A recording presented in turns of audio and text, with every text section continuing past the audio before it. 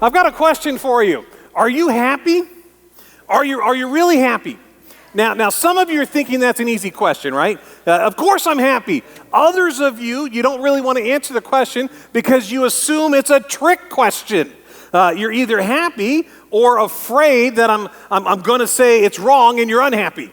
Or that if you are happy, that I'm going to make you feel guilty for being happy. Still others, they want to answer that question with a question. They want to say, well, Pastor, how do you define happiness? Before I answer that question, how do I answer? How about if I'm happy at church but not at home? Am I happy? What percentage of the time do I have to be happy to say that I'm happy? If I'm happy 60% of the time, does that qualify as being happy? Right? Or do I have to be happy all the time to be happy? Are you talking like happy I got a cupcake or happy about holding a baby?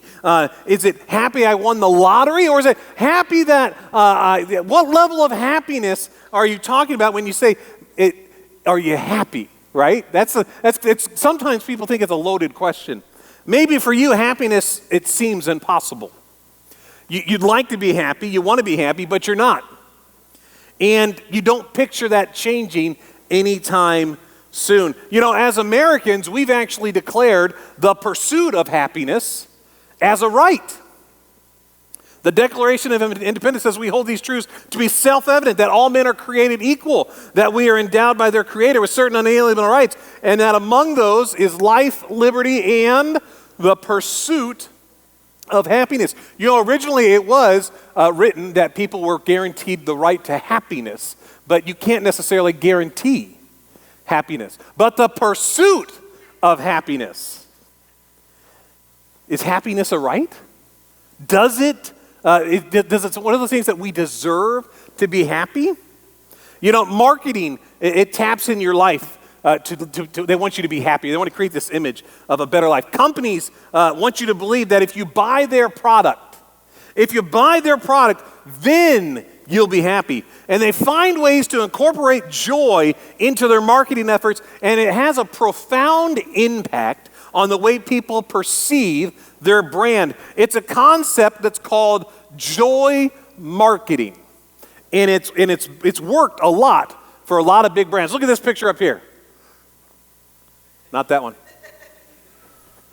It's coming, right? Here we go.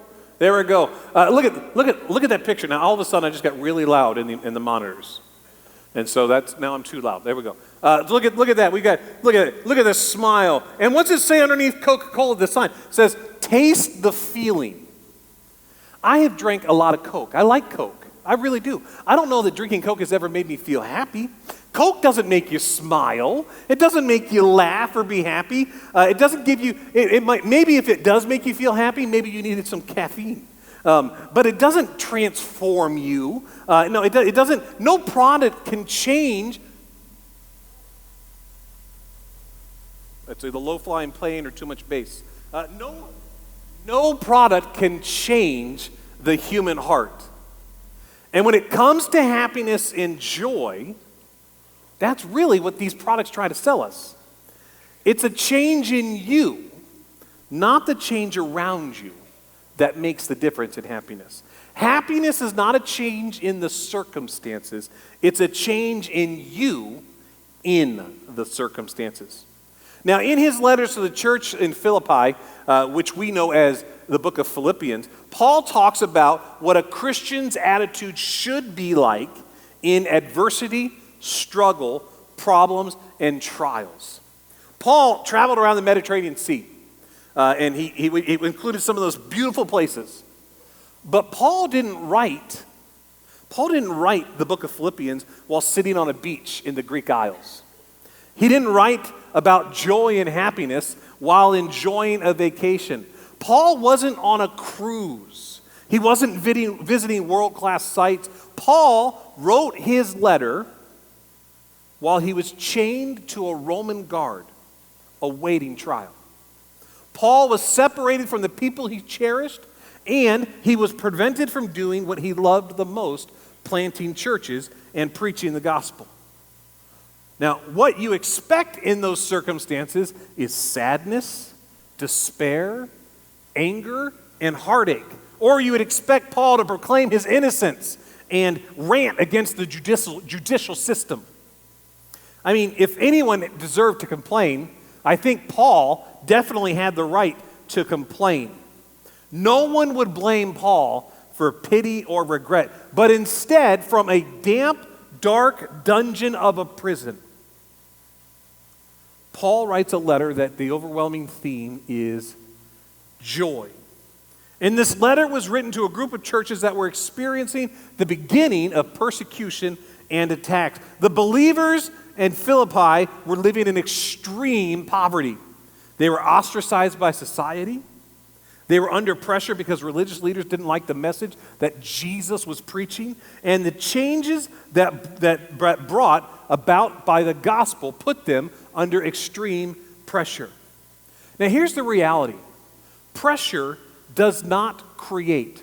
Pressure reveals. Now let me show you an example here. Anybody know what this is? Go ahead, it's not a trick question. Jim, you can see that, right? What is that? Tube of toothpaste. Tube of toothpaste, that's right. Now, you're assuming it's a tube of toothpaste because it looks like a tube of toothpaste. But do you really know if it's toothpaste inside there or not? How do you know if it's tube or toothpaste in there or not? What do we need? We need some pressure on it. Now, for you that roll from the end, this is driving you nuts. But this is, what's in there? Toothpaste. But pressure didn't create the toothpaste, did it? Pressure revealed the toothpaste. Pressure showed what was inside that tube of toothpaste. Pressure is the same in our own lives. I've watched some very interesting things during the coronavirus, during the shutdowns and lockdowns, because we've all been under the same pressure, haven't we?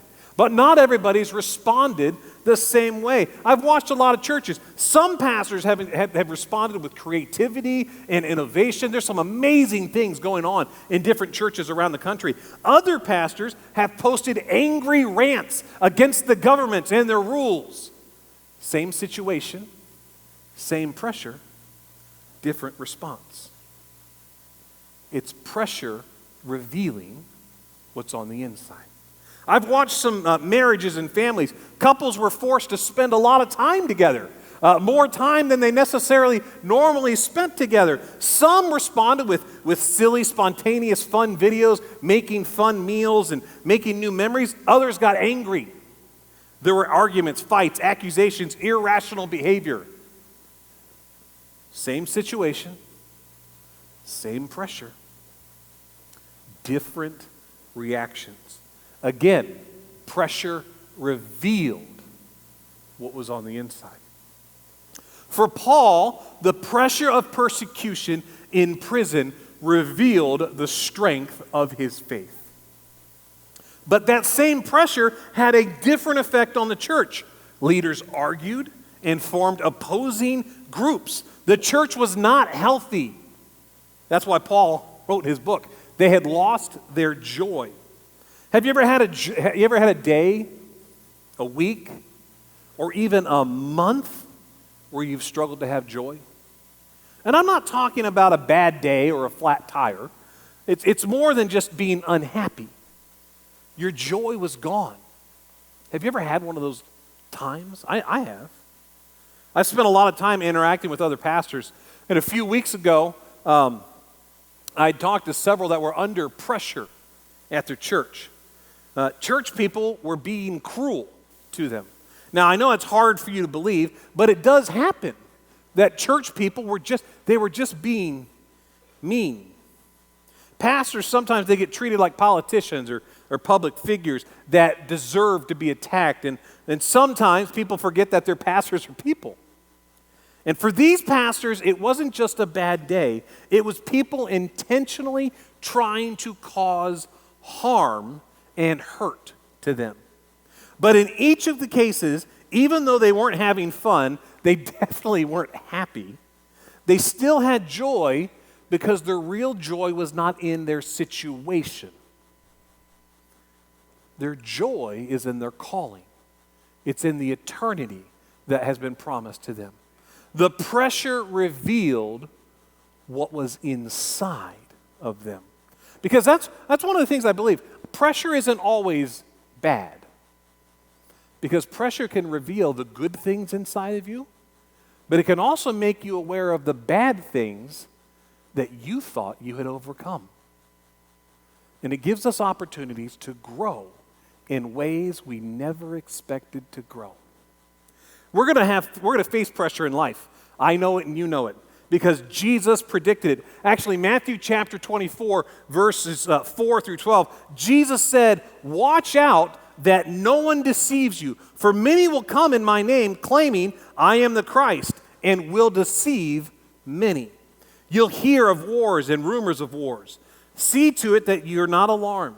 Such things must happen, but the end is still to come.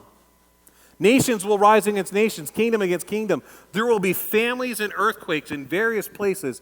All these are the beginning of birth pains." Then Jesus said, "Then you'll be handed over to be persecuted and put to death, and you'll be hated by all nations because of me. At that time, many will turn away from the faith and will betray and hate each other. Many false prophets will appear and deceive many people because of the increase of wickedness. The love of most will grow cold." Life on this earth can be described as moving from pressure to pressure. It's inevitable, really. Things will go wrong. You'll face opposition and challenges. The church will face persecution. Right now, in my opinion, the opposition that we as a church have is pretty minimal. It's going to get worse. The Bible has told us that. But we don't have to live in fear. We don't have to live worried about it because Jesus has guaranteed our future. The church will face persecution. The question is, what is the pressure going to reveal in you? Near the end of Philippians, we find a very famous passage about modeling joy. Under pressure, Paul reveals the secret way of living and responding and the truth to the corresponding promise that we're talking about today that can absolutely change your life. In Philippians chapter 4, verse 10 through 12, here's what Paul wrote. He says, "I rejoice greatly in the Lord that at last you renewed your concern for me. Indeed, you've been concerned, but you didn't have an opportunity to show it. I'm not saying that because I am in need, for I've learned to be content whatever the circumstances. I know what it is to be in need. I know what it is to have plenty. I've learned the secret of being content in any and every situation, whether well-fed or hungry, whether living in plenty or living in want." Paul wasn't born with contentment. It wasn't a personality trait or a special gift. Paul wasn't naturally happy with less. What did he say? Look back at what he said. He said, "I have learned contentment." And here's the great news. If Paul has learned it, so can you. We might not want to learn how to be content with less, but that's what Paul has learned to do. You can learn to be content now. Now, I really do wish that Paul had followed that portion of Scripture with a few paragraphs or maybe even a few pages that said, "How I learned to be content in 5 easy steps." But he didn't, did he? He didn't give us this easy step guide of what to do. But Paul understood something about God that helped him live at peace regardless of the circumstances. He said, "I have learned the secret of being content now, anytime. I have learned to be the secret of success." Now here's the thing. Anytime I hear an expert, somebody that I recognize as an expert, say, "I have learned the secret of ... I want to pay attention. I want to pay attention, don't you? I've learned the secret to a perfect marriage. If they have a marriage that I do think is, maybe perfect is probably too strong a word. I want to hear what they have to say. I've learned how to take care of the perfect lawn. Don't listen to me if I say that. Because I have not figured, I've killed part of my yard and I feel bad about it, but I've found the secret to perfectly behaved children. That person's a liar. But when somebody has a life, such as Paul, that says, I have found how to be content, I want to listen to what they have to say. Because I know that I need what they have. Now, contentment is not a very exciting word. You don't hear people saying, boy, when I grow up, I really want to be content. Right? You don't hear that. I think I know what God has for me. God wants me to be content. You don't want to just be content with life. You want more, don't you? You want abundance. You want over the top. You want blessing. And we want so many blessings that we can't count all the blessings. No one dreams of just being content with where they're at. The dictionary definition of content is satisfied with what one is or has, not wanting more or anything less. Stephen Cole says it this way: contentment is an inner sense of rest in peace that comes from being right with God and knowing He has control of all that has happened to us. I think when you look at that definition, being content sounds wonderful, doesn't it? It sounds like the life we would desire to have. Because content people have a sense of rest and a sense of peace. And a lot of people try to find peace and rest in unhealthy things.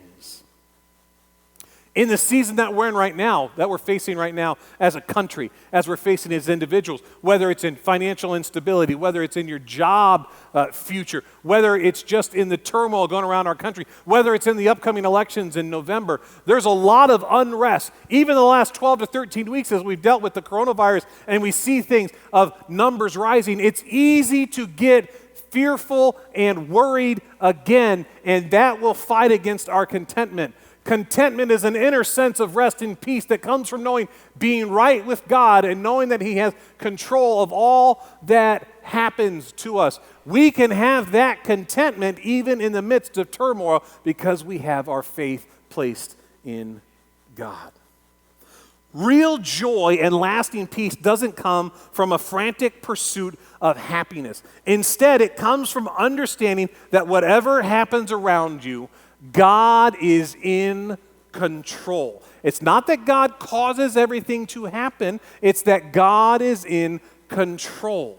Paul wrote, I've learned the secret to being content in any and every situation, that whether they're well-fed or hungry, whether living in plenty or in want, even when you experience difficult and horrible circumstances, God is in control. You can trust Him in the good times. You can trust Him in the bad times. You can trust Him when you understand everything that's going on. You can trust Him when you don't understand. And you can't see His plan all the time, but you can trust in what He's doing. You can trust Him when people are against you. You can trust Him when it seems as everything is lost. You can trust Him. You can have a sense and you can have a rest in your soul because God is in control. In the 1500s in England, Hugh Latimer was a reformer who fought against the corruption in the government and in the church. At one point, he was so well connected that he actually had access to the king. He was a man of wealth and influence until a change in leadership within the government led to his arrest, and he lost everything. Hugh and his friend Nicholas Ridley were condemned to death for preaching the truth of the gospel. On the day of their execution, the two men were chained to a large pole and burned at the stake. As the soldiers lit the fire at the feet, Latimer looked at Ridley and said, "Be of good comfort, Mr. Ridley, and play the man. We shall this day light such a candle by God's grace in England as I trust she'll never be able to put out." And they did. The courage and contentment that they had in knowing that their future was secure in Christ lit a candle.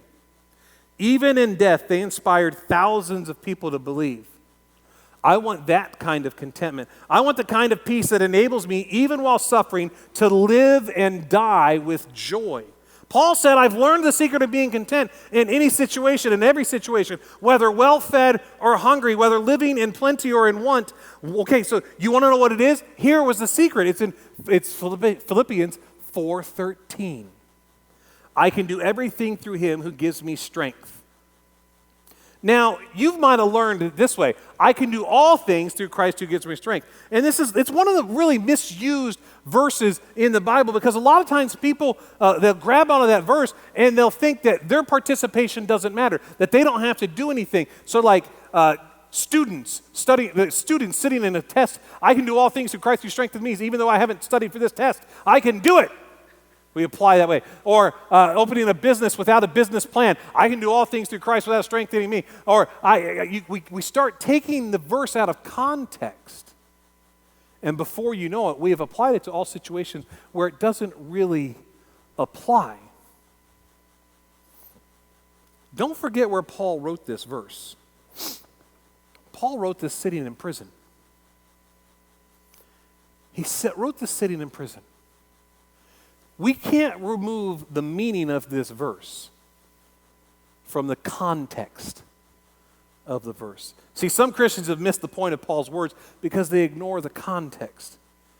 They take this promise to mean that God is all-powerful, which he is. But he takes it to mean that God lives in me and I can do all things, means that I can do anything I want. I can get an A out of a test I didn't study for. And if that was what Paul really meant, then why didn't Paul summon the Christian superpowers to bust out of the chains and break through the wall and free himself? That's not really what he was saying. This verse has been reinterpreted to mean that you can do whatever you want, in whatever you want, because of Jesus. And that's not what Paul said. You can't separate the verse from the context. Paul said, I've learned to go without. I've learned how to have plenty. I can do it because Jesus gives me strength in both situations. I've learned how to be hungry and content, and full and content. I can do it because Jesus gives me strength in both situations. He's with me. I've learned how to be content in the good times and content in the bad times. In fact, I'm even content while I'm here in prison because Jesus gives me strength. He's with me. There's no way Paul could have done that on his own. You can't either. The key to applying the secret of this verse is to rely on Jesus. I can't promise you happiness and a pocket full of sunshine. I wish I could. I can't promise you everything will go your way. I can't promise you a life free of heartache, cancer, pain, frustration, and sadness. I can't promise that you'll never be hungry or that you'll never be persecuted for your faith. I can't promise you a big house, a new car, a boat, and a pony. I can promise you that God is with you, that he will never leave you and he will never forsake you. I can promise you that you can do everything through him who gives you strength. You can have joy in the face of trouble. You can be content in seasons of need. You can keep going when others around you quit. You can be agreeable instead of argumentative. You can see light even in your deepest, darkest moments. You can face heartache, disappointment, sickness, and hurt in peace and trust, because you can do everything through him who gives you strength. God is with you. You are not alone. And because he is with you, you can rely on him for strength because he is there. Paul said, I can do all things in the midst of a prison because he knew he was not alone. You can live with joy and contentment no matter what comes because he's with you in the middle of the crisis. He's with us in the middle of the crisis that's gripping our nation. We don't have to have anxiety, fear, and doubt. He's with us right now. And when others say, well, I don't get it why you're able to face this with such peace, without fear, you can tell them, Jesus is with me. That's the secret. That's the secret that we carry each and every day.